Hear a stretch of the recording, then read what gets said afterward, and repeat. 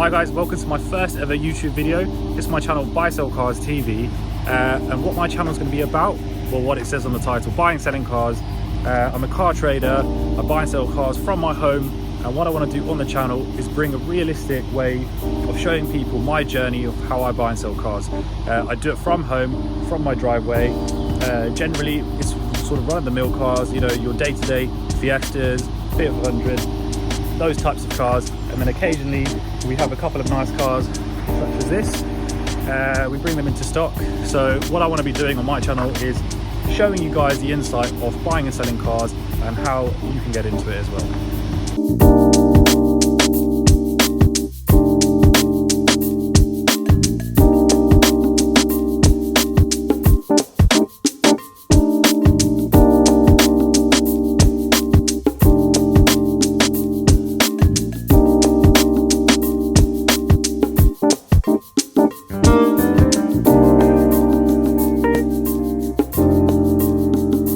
So what I want to do on this video is I want to give you an experience of my experience of how I bought my Audi R8 from a car auction.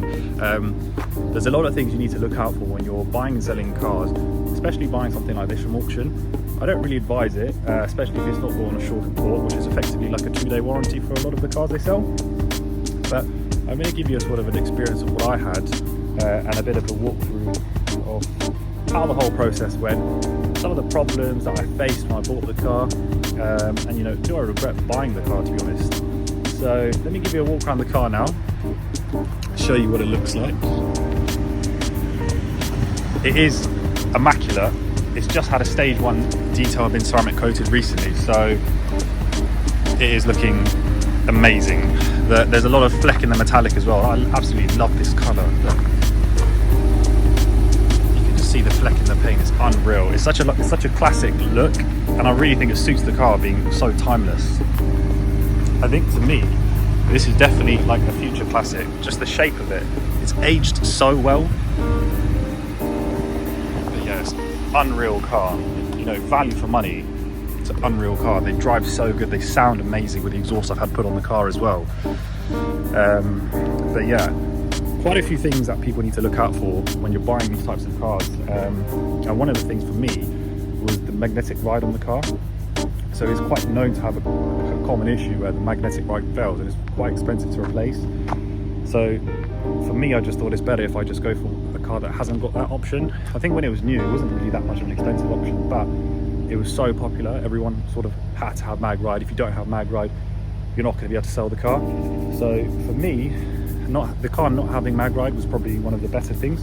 Another thing, of course, was the manual gearbox. It's a must. R-tronic gearbox is not really something I think is too great anyway. I'm not saying it's, you know, terrible. It's just single clutch. It's a bit clunky. It's just a bit old. So I think manual is something, again, which is timeless. You know, as new modern cars are coming out, cars aren't really coming with a manual option anymore as much. So everything's automatic. So definitely think on a car like an R8 where it's usable power as well, manual gearbox is perfect. The other thing as well, the car being so low mileage was so important to me, I think, because when you're buying a car of this age, you know, there's so many things which can go wrong, as I've mentioned, you know, the mag ride. Another thing is the air compressor unit. So being a low mileage car, you know, the car hasn't been used much. It's effectively a one-owner car with 16,000 miles. So I thought if you spend that little bit extra when you're buying the car, you're eliminating some of that risk which can come, because, you know, if you buy one of these cars, you can effectively end up paying 5, 6, 7, £10,000 in repair bills. You know, an air compressor unit for this car, it's coming close to about, you know, £2,500. The engine has to come out the car. It's a massive job. Mag ride itself, again, we're in the thousands for this. So for me, it was important to buy a car that's, you know, low mileage, well looked after, has the service history with the car. So it just eliminates a lot of the risk. So yeah, anyway, let's go for a drive, and I can talk you through my experience and the problems I had, or didn't have, shall I say, with this car. So anyway, let's jump in the car.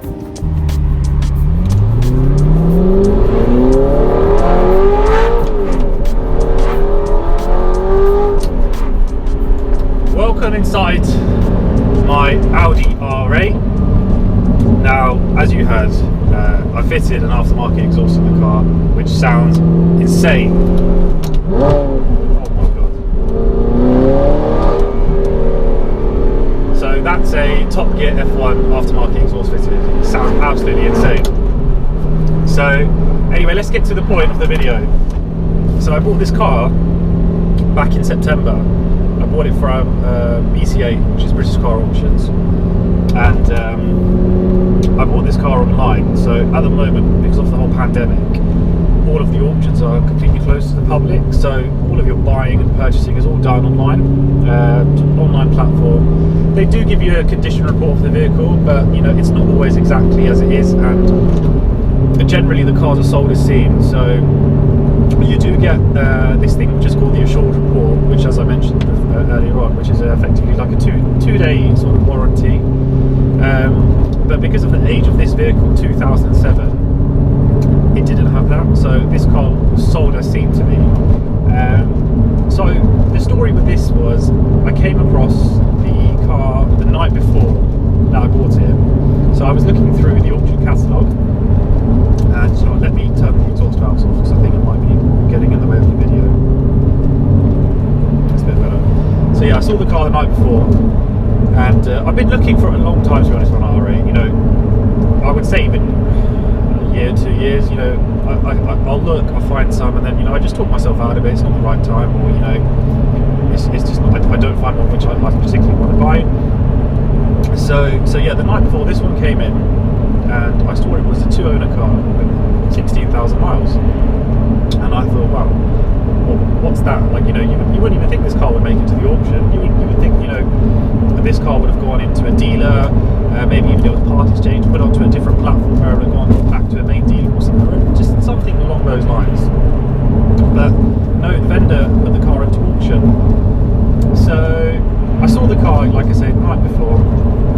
I had a long think about it, thought, you know what, you don't come across low mileage, low end examples of this car in quite a classic spec.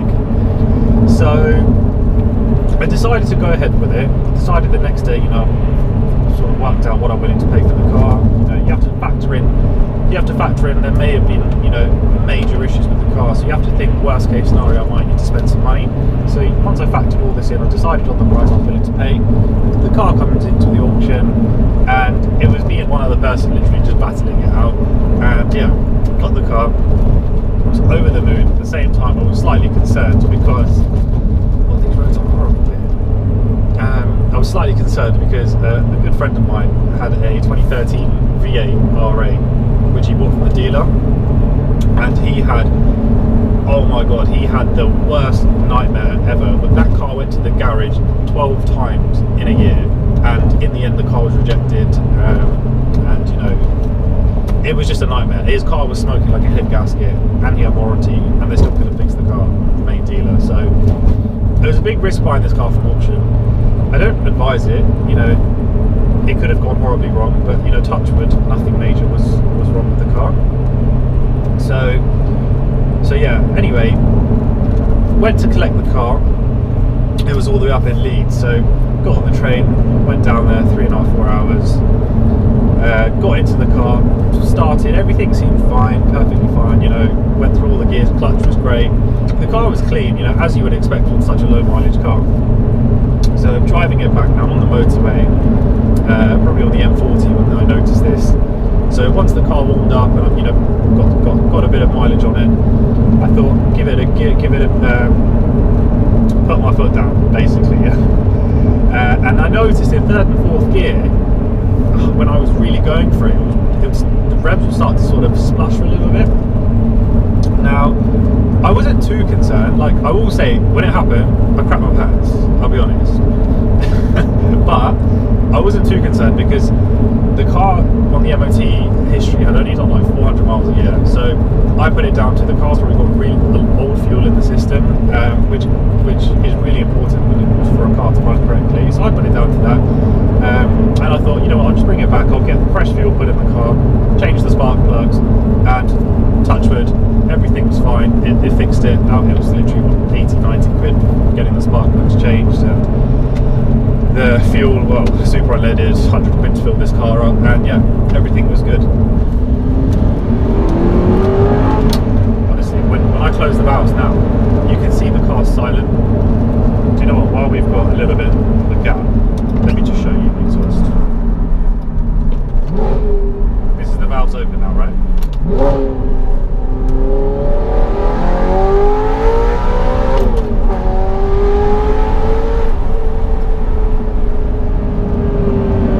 So that was 60. And I hope the sound come through, because I don't know, this being my first video, what it's like with the wind noise in the car, but I hope you get an idea. So the other problem I had, two minor problems I had. So there was a little rattle coming from the back of the car. I thought it might be a heat shield or something around those lines. It turned out to be there was a little clip which was sort of rattling on the brake caliper. It was nothing major at all. It literally took me 2 seconds to find the fault and fix it. It wasn't a big issue at all. And whilst the car was there, I had the air conditioning checked, because the air conditioning light wasn't staying on, which means one of two things. So you either have no gas in the car, or you've got a leak. And if you've got a leak, you could sort of suggest you've got the major problem, like I mentioned before, with the air compressor unit. Air conditioning compressor unit. I think I said air compressor earlier on, but you probably would have known what I meant if you're watching this video. So I had this checked, and it turned out I had a leak, but it was not to do with the compressor unit. It was just a pressure switch, which is on the condenser unit. And again, this was about 100 quid, 150 quid to sort of get rectified. It wasn't a big thing at all. So, you know, I'd like to say I had a pleasant experience buying this car. But what I will say is, when you are buying these types of cars, it's so important you look at the history that comes with the car. So, and even the MOT history, you know, you can buy a low mileage car and there will be an example which has a horrendous history of MOTs with advisories. Whereas this specific car, it had one advisory in its whole lifetime out of the probably 10 MOTs it's had. And the advisory was the handbrake lever, there was trouble in the cable or something. And that's just easily done sometimes anyway if you don't catch it correct. So I wasn't worried about that. Whereas there was other R8s which I've seen in the past, low mileage, higher owners to be fair, 7 owners, 8 owners even I've seen on a car of this mileage. And you've got oil leaks, mag ride, so you've got fluid leaking from the shock absorber, which is to do with the mag ride. And you just think it's just going to cost you a lot of money in the long run. So my advice, if you're buying a car like this, be it from auction, be it privately, go for something with super low mileage, super low owners, and you should have quite effectively sort of low maintenance in terms of, you know, repair bills, because everything's still effectively quite new. So that's my advice when it comes to buying these cars. And yeah, you know, I've had the car now for 6, 7, 8 months, driven it 3,000 miles, or just over 3,000 miles, and I can't complain. You know, it's fantastic to drive, comfortable, be it I am a bit tall for the car. I'm 6'5", so you probably can see my leg is very close to the steering wheel, but if it was on auto it wouldn't be so bad. It's just because the pedal box is quite small. But yeah, that's my experience buying the car from auction. I think I done quite well, to be honest, buying this car. They're very hard to come after, they're getting more sought after, and they're increasing in value. Definitely a future classic. This is going to be, it's just such a timeless shape. Okay guys, thank you very much for watching my first ever YouTube video. Let me know in the comments, you know, what you think, if there's any feedback, something you think I could do differently, or things you'd like to see on the channel. Like I say, predominantly the cars that I sell are bread and butter cars, which I will be showing, and I'll be sort of vlogging me, you know, going to the auctions to pick up these cars, and you know, even to be going through, you know, starting it up when I'm at the auction to see what problems there are, because that's a big thing as well. You know, when you're buying these cars sold to see, the auctions aren't actually sort of declaring a lot of the faults of the car, so they're quite cheeky like that. But I'll be going and bringing you along the journey to show you all of these things. And like I say, when I do get interesting cars like the R8s or anything else, I'll do a cool little video on them as well. But yeah, you know, like the video if you do, and also let me know in the comments if there is anything else you'd like to see. And yeah, hope to see you on the next one. Take care guys.